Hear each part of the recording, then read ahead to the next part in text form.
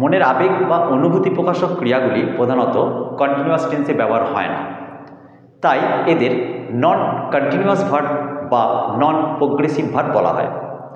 তবে কিছু কিছু নন প্রোগ্রেসিভ ভার্ব আছে যেগুলো বিশেষ বিশেষ ক্ষেত্রে কন্টিনিউয়াস টেন্সে ব্যবহার হয়, অর্থাৎ তারা সিম্পল টেন্সেও ব্যবহার হয় আবার কন্টিনিউয়াস টেন্সেও ব্যবহার হয়। আজকে আমরা সেই নন প্রোগ্রেসিভ ভার্ব যেগুলো উভয় টেন্সেই ব্যবহার হয় সেগুলোকে নিয়ে আলোচনা করব। তবে তার আগে নন প্রোগ্রেসিভ ভার্বগুলোকে একটু চিনে নিই। দেখো, আমি এখানে নন প্রোগ্রেসিভ ভার্বগুলো লিখেছি। দেখো, প্রধানত 5 প্রকারের হয় এরা non progressive verb. Verbs of perception মানে অনুভূতি প্রকাশ করে, ভার্বস অফ ইমোশন আবেগ প্রকাশ করে, ভার্বস অফ থিঙ্কিং ভাবনাকে প্রকাশ করে, ভার্বস অফ অ্যাপিয়ারিং মনে করা বা মনে হওয়াকে প্রকাশ করে, আর ভার্বস অফ পসেশন মানে অধিকারকে প্রকাশ করে। এবারে ভার্বস অফ পারসেপশন কোনগুলো, অর্থাৎ অনুভূতি প্রকাশক ভার্ব কোনগুলো? দেখো, see, feel, smell, hear etcetera. আমি এখানে 3টে করে লিখেছি, আরও আছে, ঠিক আছে, তাই ইটিসি লিখেছি। তা দেখো, এই ভার্বগুলো নন প্রোগ্রেসিভ মানে যখন এরা কখনো কন্টিনিউয়াস টেন্সে ব্যবহার হয় না, ঠিক আছে। আমি দেখছি, আই এম সিইং, এরকম হয় না। আই এম ফিলিং বা হি ইজ ফিলিং, এরকম হয় না আর কি, এটা বলতে চাওয়া হচ্ছে। অর্থাৎ নন প্রোগ্রেসিভ ভার্ব এই কারণে এরা সব আই সি, হি ফিলস এরকম হয়। ওকে, যাক, তা যাই হোক, তার ভার্বস অফ পারসেপশন অনুভূতি অর্থাৎ সি, ফিল, স্মেল এটিসি এইগুলো হচ্ছে non progressive verb. Verbs of emotion আবেগ প্রকাশক হোপ, লাভ, লাইক এই জাতীয় ভার্বগুলো হচ্ছে আবেগ প্রকাশক উইশ, ঠিক আছে। আবার দেখো, ভার্বস অফ থিঙ্কিং ভাবনাকে প্রকাশ করে, এগুলো সবই কিন্তু মনের ভাবকেই তো প্রকাশ। থিঙ্ক, বিলিভ, নো, আন্ডারস্টুড ইত্যাদি। অ্যাপিয়ারিং ভার্বস অফ অ্যাপিয়ারিং কোনগুলো, মানে মনে করা বা মনে হওয়া, যেমন অ্যাপিয়ার, লুক, সিম, ঠিক আছে। এই জাতীয় ভার্বগুলো হচ্ছে অ্যাপিয়ারিং এবং অবশ্যই non progressive verb. Possession verbs of possession অধিকার বোঝায়, হ্যাভ, বিলং টু, ওন এই জাতীয়, পসেস, ঠিক আছে। এই জাতীয় ভার্বগুলো হচ্ছে ভার্বস অফ পসেশনের মধ্যে পড়ে এবং অবভিয়াসলি এরা নন প্রোগ্রেসিভ ভার্ব। বোঝা গেল? তাহলে আমরা নন প্রোগ্রেসিভ ভার্ব যে 5 প্রকারের আছে সেই ভার্বগুলো সম্পর্কে আমরা জানলাম, কোন কোন ভার্ব নন প্রোগ্রেসিভ এবং সেটা কোন ধরনের নন প্রোগ্রেসিভ সেটাও জানলাম। এবারে আমরা এই নন প্রোগ্রেসিভ ভার্বের মধ্যে আমি এখানে 4টে নন প্রোগ্রেসিভ ভার্ব লিখেছি, যে ভার্বগুলো বিশেষ ক্ষেত্রে যাদের কিন্তু কন্টিনিউয়াস হয়, প্রোগ্রেসিভ টেন্সেও ব্যবহার হয়, ঠিক আছে। অর্থাৎ এমনিতে এরা সিম্পল টেন্সে ব্যবহার হয় মানে ইনডিফিনিট টেন্সে ব্যবহার হয়, কিন্তু বিশেষ ক্ষেত্রে এদের কন্টিনিউয়াস টেন্সেও ব্যবহার আমরা দেখেছি। এবার সেই বিশেষ ক্ষেত্রগুলো কি সেটা নিয়ে আমাদের আলোচনা। দেখো, ফিল এটা একটা নন প্রোগ্রেসিভ ভার্ব। আমরা ফিলকে পেয়েছিলাম ভার্বস অফ পারসেপশন, অর্থাৎ এখানে ফিলকে পেয়েছিলাম। দেখো, এই ফিল তাহলে আমরা আগেই জেনেছি একটা নন প্রোগ্রেসিভ ভার্ব, তাহলে এটা কন্টিনিউয়াস টেন্সে ব্যবহার হবে না, এটা আমরা জেনেছিলাম। কিন্তু এখন দেখছি যে এটা সিম্পল এবং কন্টিনিউয়াস উভয় টেন্সেই ব্যবহার হয়েছে। এবার ব্যবহারটার দিকে লক্ষ্য করো, I feel much better today, আর এটা সিম্পল সেন্টেন্স, সিম্পল টেন্সে আছে। আর the politicians R feeling the mood of the voters এটা কন্টিনিউয়াস টেন্সে আছে। তাহলে দেখো, দুটো ফিলের যদি অর্থটাকে ভালো করে লক্ষ্য করো তাহলে বুঝবে I feel much better today, এখানে ফিলটা, এখানে যে অনুভূতিটা, এই অনুভবটা, এটার মধ্যে একটা দৃঢ়তা আছে, নিশ্চয়তা আছে, সত্যতা আছে। কিন্তু পরবর্তী সেন্টেন্সটা দেখো, এখানে feeling the politicians R feeling the mood of the voters, এখানে ফিলিংসটার মধ্যে কোনো দৃঢ়তা আছে কি, নিশ্চয়তা আছে কি, ঠিক আছে, দূর থেকে ডিলচনার মতো একটা অনুভব করা। তাহলে এই অর্থে যেখানে দৃঢ়তা থাকবে, সাধারণত ফিল সিম্পল টেন্সেই ব্যবহার হয়, ঠিক আছে। কিন্তু কোন ক্ষেত্রে কন্টিনিউয়াস, যেখানে ফিলিংসের মধ্যে কোনো দৃঢ়তা নেই, অগোছালো ভাব একটা, সেই ক্ষেত্রে আমরা ফিলিং করতে পারি। অর্থাৎ কন্টিনিউয়াসে ব্যবহার করতে পারি বি ভার্ব প্লাস ভার্বের third form, be verb plus ভার্বের আইএনজি ফর্ম। ক্লিয়ার? ওকে, করতে পারি। এছাড়াও আরেকটা জায়গায় আমরা ব্যবহার করতে পারি ফিল। আমি এটা দেখাই। ধরো প্রশ্নটা এরকম হলো, are you feeling better now? এই ধরনের প্রশ্ন জিজ্ঞেস করা হয়, আমরা দেখেছি। ঠিক আছে, এবং উত্তরে বলা হয় yes I am feeling better, তাই তো হয়। দেখো, আচ্ছা আরেকটা সেন্টেন্স লিখি, how do you feel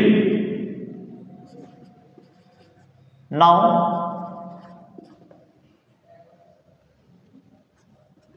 I feel quite well.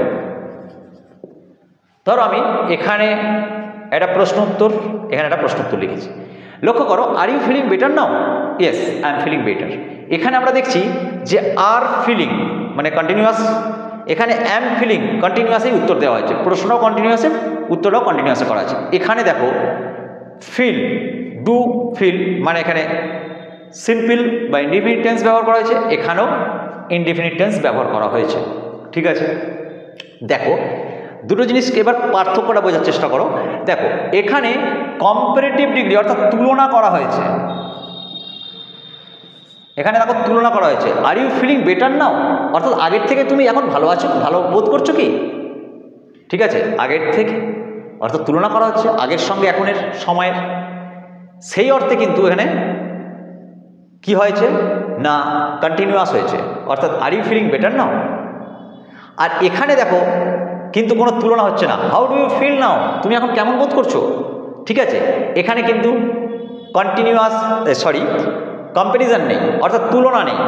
এখানে কিন্তু কন্টিনিউয়াস টেন্স হচ্ছে না, ওই কারণে এখানে একদম সিম্পল বা ইনডিফিনিট টেন্স ব্যবহার করা হচ্ছে। তাহলে কি বুঝলে, যদি কম্পারেটিভ হয় তাহলেও কিন্তু আমরা ব্যবহার করতে পারবো কন্টিনিউয়াস টেন্সে ফিলকে। ওকে, কিন্তু পজিটিভে অর্থাৎ বা পজিটিভ বা তুলনা না হলে, সোজা কথা, ঠিক আছে, তুলনা হলে তখন আমরা কম্পারেটিভ করব, আর তুলনাহীন হলে আমরা তখন জাস্ট সিম্পলে ফিলকে ব্যবহার করব। বোঝা গেল? অর্থাৎ আমরা সিম্পলেই সাধারণত ফিল ব্যবহার হয়, কারণ এটা নন প্রোগ্রেসিভ ভার্ব। কিন্তু কোন জায়গায় আমরা তাহলে ফিলকে ব্যবহার করতে পারি? ব্যতিক্রমী ব্যবহার আমরা যেখানে দেখলাম যে অনিশ্চয়তা বা অগোছালো বা কোনো কম্পারেটিভ তুলনা করছি, এই অর্থে আমরা ফিলিংকে ব্যবহার করতে পারবো কন্টিনিউয়াসলি। ওকে, এবার আসি see, I see a nice bird. দেখো এখানে I am seeing a nice bird হয় না, আমি একটা ভালো সুন্দর পাখি দেখছি, এরম হয় না। দেখি, আমি একটা সুন্দর পাখি দেখি বলি, তাহলে I see a nice bird. Okay, এটা সিম্পল।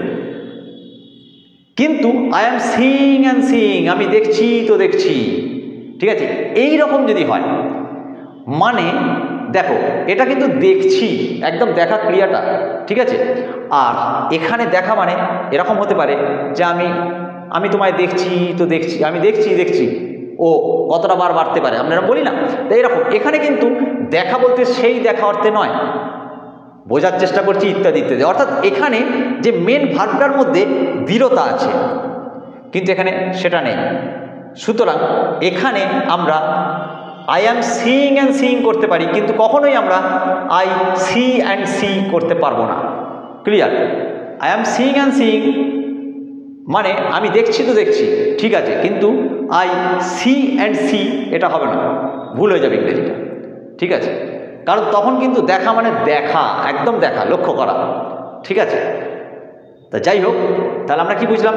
দেখা যখন অর্থটা একদম পুরোপুরি দেখার কাজটাকে ফুলফিল করছে, তখন আমরা সি বসাবো, এবং সাধারণত এটাই হয় নন প্রোগ্রেসিভ ভার্ব যেহেতু। কিন্তু যখন দেখাটা মধ্যে দৃঢ়তা নেই, ঠিক আছে, দেখার কাজটার মধ্যে একটা অগোছালো ভাব অন্যরকম মিন করে, তখন সেই জায়গায় আমরা কিন্তু সিইং অ্যান্ড সিইং করতে পারি, অর্থাৎ কন্টিনিউয়াস করতে পারি। ক্লিয়ার? এরপর আসি look. The situation here looks Grimm. দেখো অবস্থাটা এখানে একদম ভয়ঙ্কর, তাহলে ভয়ঙ্কর দেখাচ্ছে, অর্থাৎ এখানে লুকস সিম্পল টেন্স সে ব্যবহার হয়েছে, ঠিক আছে, যেখানে সতর্কতা একটা সিরিয়াসনেস আছে বোঝাচ্ছে। কিন্তু দেখো we are looking for an opportunity, এখানে কিন্তু আর লুকিং কন্টিনিউয়াস হয়েছে, অর্থাৎ এখানে দেখো একটা সুযোগ সন্ধানী দৃষ্টি থেকে ভাবনাটা, এই দেখাটা কিন্তু সুযোগ সন্ধানী দৃষ্টিতে দেখা, ঠিক আছে, তাই এখানে এটা কন্টিনিউয়াস হয়েছে। কিন্তু এখানে একটা সতর্কতা, যার মধ্যে একটা সিরিয়াসনেস আছে, ঠিক আছে, তাই এখানে লুকসের অরিজিনাল ব্যবহার এখানে, তাই এটা সিম্পল টেন্সে হয়েছে। কিন্তু কন্টিনিউয়াস টেন্সে এর মানেটা, আসল যে বেসিক মানে, যে বেসের ওপর দাঁড়িয়ে আছে লুকটা, সেই মানে থেকে সরে গিয়ে তাকে ব্যবহার করা হচ্ছে, এই কারণে এটা কন্টিনিউয়াসে ব্যবহার করা যায়, সেক্ষেত্রে ব্যবহার করা যায়। Okay, live, we live in our houses, আমরা আমাদের বাড়িতেই বাস করি বা আমরা আমাদের বাড়িতে থাকি, সিম্পল। কিন্তু the flood victims are living in tents, এই টেন্টসে যে লোকেরা, যে ভিকটিমরা আছে, ফ্লাড ভিকটিম, এদের থাকাটা কিন্তু অস্থায়ী।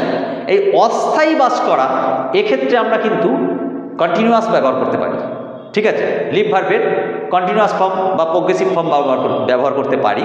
কিন্তু স্থায়িত্ব যেখানে থাকবে, স্থায়ীভাবে বাস করা, সেখানে কিন্তু আমরা লিভ ভার্বের কন্টিনিউয়াস ফর্ম নয়, একদম সিম্পল ফর্মই ব্যবহার করব। তাহলে লিভ সিম্পল ফর্মে, সিম্পল টেন্সে কেমন থাকবে না, যখন স্থায়ীভাবে বসবাস বোঝাবে, যখন অস্থায়ী বা ক্ষণস্থায়ী বসবাস বোঝাবে, তখন আমরা সেখানে লিভ ভার্বের কন্টিনিউয়াস ফর্ম ব্যবহার করতে পারবো। ক্লিয়ার?